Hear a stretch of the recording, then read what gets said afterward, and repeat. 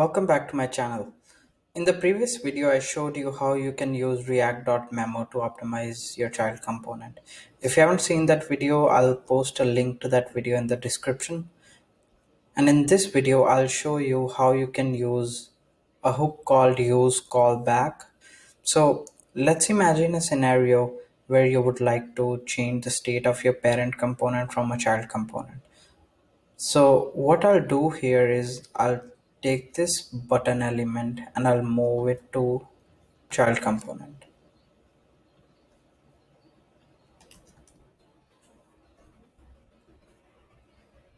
So I'll pass handle click as a prop to child component.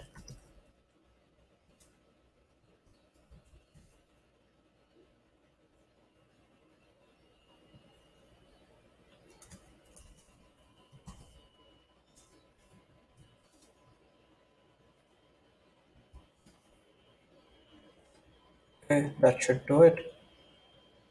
So as you can see, now we are changing the state of the parent component from child component. So even though we are not using the color state anywhere in the child component, a child component still gets re-rendered whenever the state changes, even though we have wrapped our child component in React.memo. So what is happening behind the scenes is whenever the state changes, what React does is React will reinitialize this handle click constant and assign it a callback whenever the state changes. And then we are passing that handle click as a prop.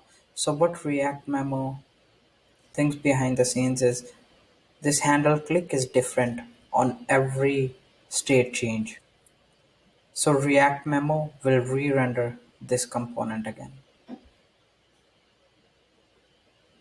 In order to prevent that, we can use a hook called use callback. Now what I'll do simply here is I'll take my callback function and wrap it inside callback. Now use callback hook takes two arguments. The first one is your callback function. The second one is array of dependencies. So let's say if your callback function depends on any state variable, you can simply pass it here. So what that will do is whenever that specific variable state variable changes, React will pass a new callback to handle click. Now if I save and I go back to the page and click on change color, as you can see now the child component is not getting re-rendered. Let me refresh here. Look in the console window. So this is the initial re-render. Whenever I'll change color, now the child component is not getting re-rendered.